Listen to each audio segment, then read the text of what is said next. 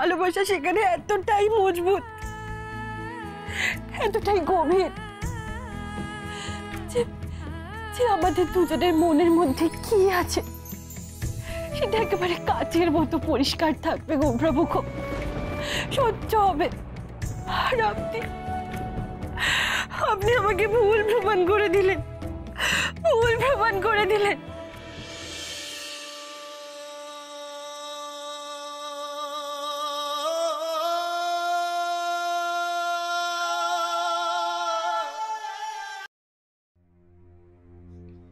কি থেকে কি হয়ে গেল? রাধার কৃষ্ণের মধ্যে আবার ভুল বোঝাবুঝি। না, রাধা এটা কিছুতেই করতে পারে না।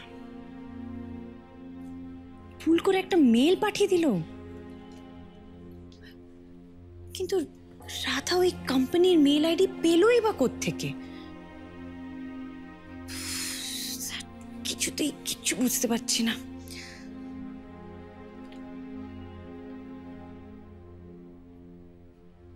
আমার মনে হচ্ছে যে কেউ আমাদের চোখের আড়ালে কিছু একটা করছে। রাধাকে স্কেপগোট বানিয়ে আমাদের কোম্পানিকে বদনাম করার চেষ্টা করছে। For sure. এখনো ভেবে যাচ্ছ তো? মানে রাধাকে নিয়ে এখনো ভেবে যাচ্ছ? আরে কি লাভ? যে মেয়েটা আমাদের কোম্পানির এত বড় সর্বনাশ করলো, এরম ভাবে ঠকালো, তার কথা তুমি ভেবে যাচ্ছ? আন্টি, রাধা এসব কিছুই করেনি। আর শোনো, তুমি তখন রাধাকে যা সব বললে না, সেগুলো বলে একদম ঠিক করো। তুমি আমার সঙ্গে এরকম করে কথা বলছো কেন? হ্যাঁ, যে মেয়েটা দোষ করলো তার হয়ে তুমি ভেবে মরছো, আর আমাকে তুমি এই সমস্ত কথা বলছো? শোনো কাকুন, তুমি বয়স কম তোমার, তুমি জানো না টাকা পয়সা একটা সাংঘাতিক জিনিস। টাকার লোভ কি সাংঘাতিক জিনিস তুমি ভাবতে পারছো না। তার জন্য যে কত কিছু হয়ে যেতে পারে তোমার। হ্যাঁ, তুমি বলতেই পারো, আমার কথা বলতে পারো, তোমার আঙ্কেলের কথা বলতে পারো, বলতেই পারো, 100 বার বলতে পারো আমরা টাকার লোভ সামলাতে না পেরে অনেক ভুল করে ফেলেছি, আর সেই জন্য তোমার আঙ্কেল এখন জেলে পস্তাচ্ছে। কিন্তু রাধা আমাদের রাধা রানী ব্যানার্জি, সে তো একটা সততার প্রতিমূর্তি, আগাগোড়া ভালো একটা মেয়ে। সেই মেয়েটাও এই ফাঁদে পা দিল তো। Aunty, will you stop it? আমি কিন্তু রাধার ব্যাপারে আর একটাও খারাপ কথা শুনতে চাই না। এটা কিছুতেই হতে পারে না। আমি জানি কেউ রাধাকে ঠকাচ্ছে, চিট করছে, কেউ রাধাকে ইররেসপন্সিবল প্রমাণ করার চেষ্টা করছে, ফর শিওর। আমি ভাবতে পারছি না, ভাবতে পারছি না আমি সিচুয়েশনটা হ্যান্ডেল করবো কি করে। এত কেওস, এত কথা, মাথা কাজ করছে না। কি রে কৃষ, কি হলো? আর কি হবে দি, বাকিটা কি রয়েছে? এখন ফ্যাশন ওয়ার্ল্ডে শুধু একটাই কথা, এসবি গার্মেন্টসের মেইন ডিজাইনার শুভেন্দু ব্যানার্জির ডক্টর ইন ল কৃষ ব্যানার্জির ওয়াইফ মিসেস রাধা রানী ব্যানার্জি নিজের কোম্পানির এক্সক্লুসিভ ডিজাইনস রাইভাল কোম্পানিকে বিক্রি করে দিয়েছে। এত হ্যারাসমেন্ট, এত অপমান। কৃষকে আমি কখন থেকে বোঝাচ্ছি যে কৃষ, তুমি যত সাকসেসফুল হবে তত তোমার রাইভালস বাড়বে। এই নিয়ে এত আনহার্ট হওয়ার মতো কিছু হয়নি। এরকম সিচুয়েশন আরও রাইজ করবে, তোমাকে হ্যান্ডেল করতে হবে। আর রাধারই বা কি করার আছে বলো তো? ও তো ইচ্ছে করে কিছু করেনি। না কৃষ, রাধা কিন্তু ভুল করেও এই কাজটা করতে পারে না। তুই জানিস, আমি ভাবছিলাম যে আই থিঙ্ক কেউ রাধাকে স্কেপগোট বানিয়ে আমাদের কোম্পানিকে বদনাম করার চেষ্টা করছে। কি বলছিস দি? এটা কে করবে আর কেনই বা করবে?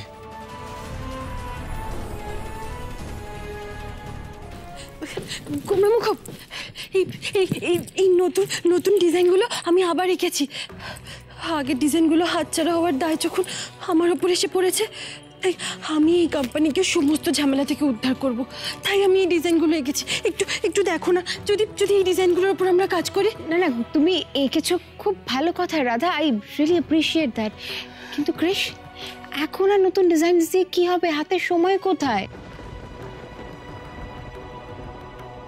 ইভেন্টে তো বেশি দেরি নেই। আর এখন নতুন ডিজাইনস মানে নতুন ম্যাটেরিয়ালস, নতুনভাবে সবটা ভাবতে হবে। এটা সম্ভব নয়। তুমি বুঝতে পারছো কত টাকা ধাক্কা, মানে কোটি কোটি টাকার ধাক্কা। সেটা কি কোম্পানি বের করতে পারবে? সময় কোথায় আছে আমাদের কাছে?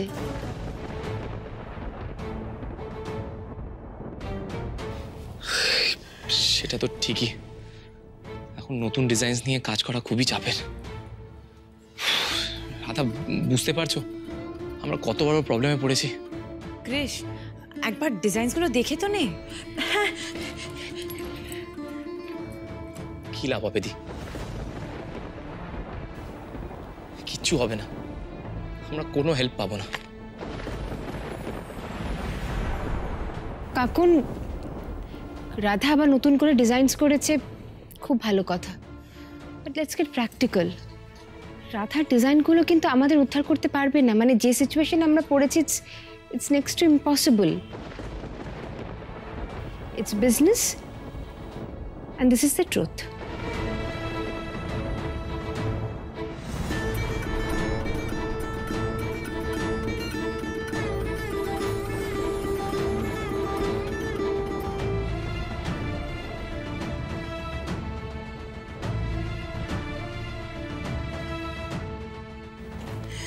আমার ডিজাইনগুলো উদ্ধার করতে না পারুক, আমি নিজে তো পারবো। বাবা, তুমি কি ম্যাজিক করবে রাধা? কি ম্যাজিক করবে? জাহাজ তো টিউ করে ডুবে গেছে, আবার কিভাবে টেনে তুলবে? আমি পারবো কাকিমণি, পারতে তো আমাকে হবেই। আমার জন্য যখন এত বড় সমস্যা হয়েছে, তখন সেই সমস্যার সমাধান করব আমি। রাধারানী তার শ্বশুরমশাইয়ের কোম্পানি, তার স্বামীর কোম্পানিকে সমস্ত বিপদ, সমস্ত ঝামেলা থেকে উদ্ধার করবেই।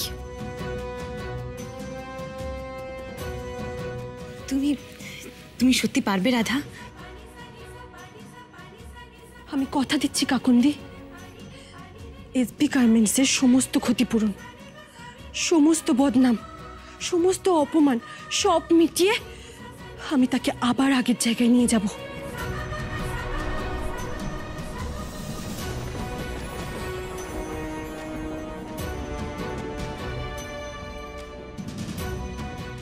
আমি রাধারানী ব্যানার্জি প্রতিজ্ঞা করছি, সব ঠিক করব, আমি সব ঠিক করব।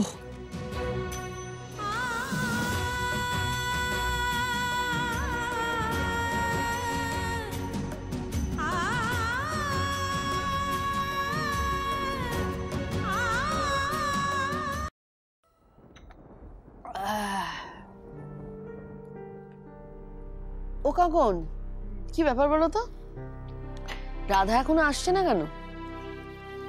সত্যি তো বোধহয় ঘুমোচ্ছে। এমনিতে ওর যা মনের অবস্থা। রাধা, রাধা, তুই কি রাধাকে দেখেছিস?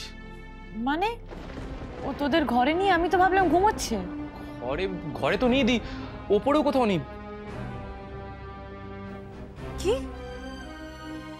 কিন্তু রাধা তো নিচে আসেনি, আমি তো ভাবলাম ও ঘুমোচ্ছে।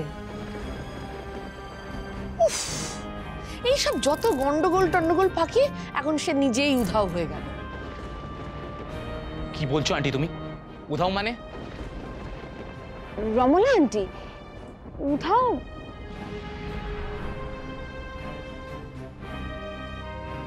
রাধা কাল আমাদের সবার সামনে এতগুলো প্রমিস করলো,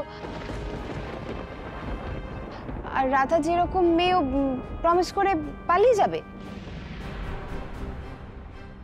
এটা তো হতে পারে না।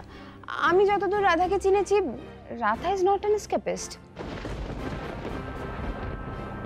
রাধা কোথায় তাহলে? কোথায় যাবে বলো তো? বাড়িতেই হয়তো আছে। আচ্ছা, এত আলোচনা করছি কেন আমরা? একটা ফোন করে দেখলেই তো হয়। ওকে ফোন করো না ক্রিশ, একটা ফোন করো রাধাকে। হ্যাঁ দি, আমি ফোন করছি।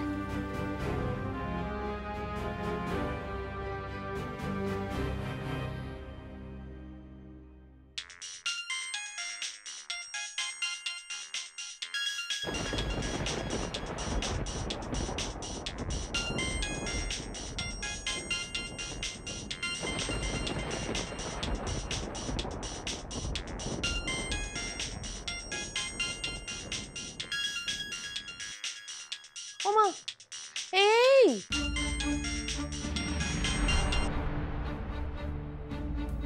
রাধার ফোনটা তো এখানেই বাজছে মনে হচ্ছে। ওই ওই তো রাধা তো ফোন নিয়ে যায়নি, এখানেই তো বাজছে।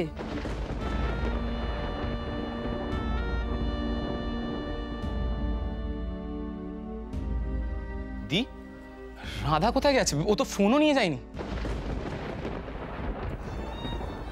দিদির তো মন খারাপ, হয়তো দেখো একা কোথাও গিয়ে বসে কাঁদছে। কিন্তু এভাবে বাড়ির কাউকে না জানিয়ে ও কোথায় যাবে? ক্রিশ, আসলে রাধা তো বড্ড ছেলে মানুষ, আর এত বড় একটা ঘটনা ঘটে গেছে, আমার মনে হয় ও বুঝতে পারছে না যে কোনটা করলে ঠিক হবে, কোন কাজটা ভুল। আমার মনে হয় একটু কনফিউজ। আর তাছাড়া তুমি ওকে কাল যা বকাবকি করলে, আপসেট হওয়াটাই স্বাভাবিক। আমার মনে হয় একটু অভিমান করেছে, তাই হয়তো কোথাও একটা গেছে। অভিমান ভাঙলে কোথায় যাবে বলো? এটা ওর বাড়িতেই ফিরে আসবে, টেনশন করো না। ক্রিশ, তুই কি একবার আশেপাশে গিয়ে দেখবি? দেব, আমি কিছু বুঝতে পারছি না, রাধা কোথায় যাবে? ক্রিশ, দেখো এই মুহূর্তে করার মতো আমাদের কাছে কিছু নেই। আমি বলছিলাম কাজ তো অনেকটা রয়েছে, মানে এখন তো টাইম ওয়েস্ট করার মতো সময় নেই।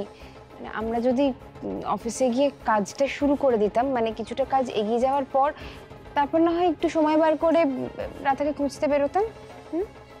না, আজ আমি অফিসে যাব না, বাড়ি থেকেই কাজ করব। এমনি রাধাকে নিয়ে এত টেনশন হচ্ছে।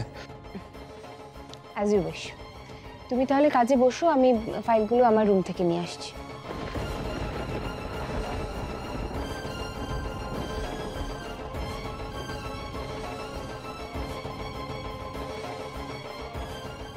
বেশ হয়েছে, রাধা ভেগেছে, কিন্তু গেলটা কোথায়?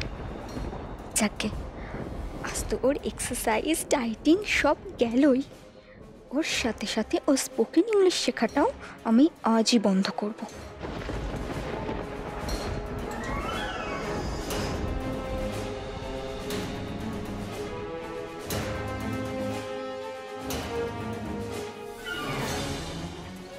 না, ওই হ্যান্ডলুম আর গামছা প্রিন্টের শাড়ির যা চাহিদা বেড়েছে, তাঁত বেনারসি ঢাকাই এগুলোর বাজার তো বেশ পড়ে গেছে। আরে এখন সবাই হালকা শাড়ি চাইছে, লিনেন তো খুব বিকোচ্ছে।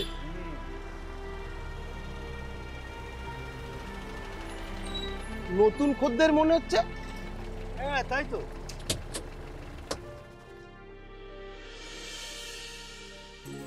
ও মা, কি সৌভাগ্য আমাদের। রাধা মা, কতদিন পরে এলে তুমি? তো ওই তাঁতিপাড়ায় কিছু কিনবে নাকি? হ্যাঁ, বেতা হয়েছে কলকাতায়, সব কিন্তু আমরা শুনেছি। এদিকে তো আর আসোই না তুমি।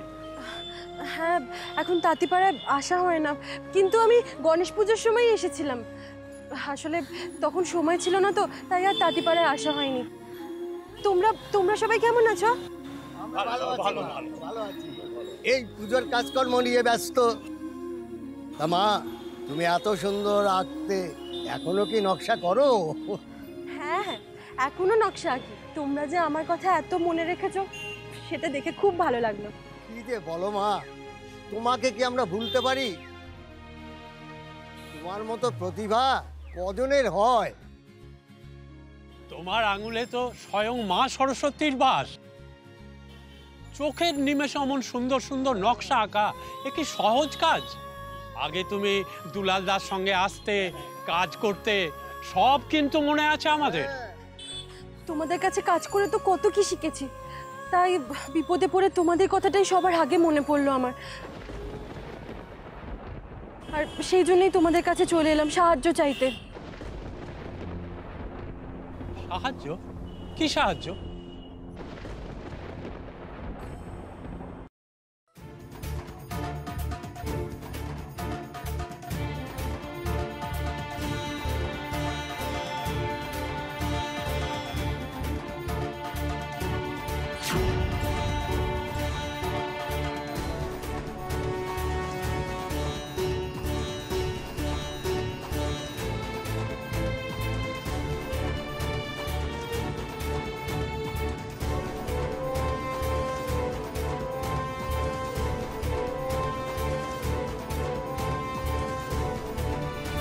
হ্যালো, হ্যালো স্যার, আমি আপনার স্পোকেন ইংলিশের ছাত্রী রাধারানী ব্যানার্জি বলছি।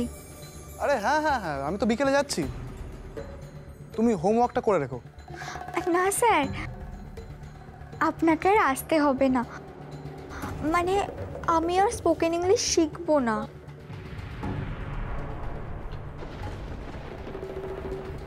সে কি, কেন? আসলে আমার বাড়ির লোক চায় না, তাই। আপনি যে কদিন শিখিয়েছেন সে কদিনের মাইনে আপনার বাড়িতে পাঠিয়ে দেওয়া হবে। আরে মাইনেটার ব্যাপার নয়, কিন্তু তুমি তো ভালো বেশ ইমপ্রুভ করছিলে, তুমি আর কদিনের মধ্যে রপ্ত করে নিতে পারতে পুরো ভাষাটা, তুমি এরকম মাঝপথে ছেড়ে দিচ্ছ কেন? কি করব বলুন তো স্যার, আমার বাড়ির কেউ চাইছে না। আমি বাড়ির লোকের বিরুদ্ধে গিয়ে কী করে শিখবো? তাই আপনাকে আর আসতে হবে না, আপনি প্লিজ কিছু মনে করবেন না। আচ্ছা, কিন্তু তোমার গলাতে কি কিছু সামথিং হয়েছে? কেমন লাগছে একটা শুনতে?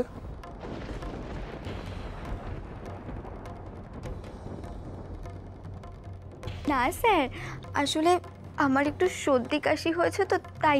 ঠিক আছে, আমি রাখছি, হ্যাঁ রাখছি। কিন্তু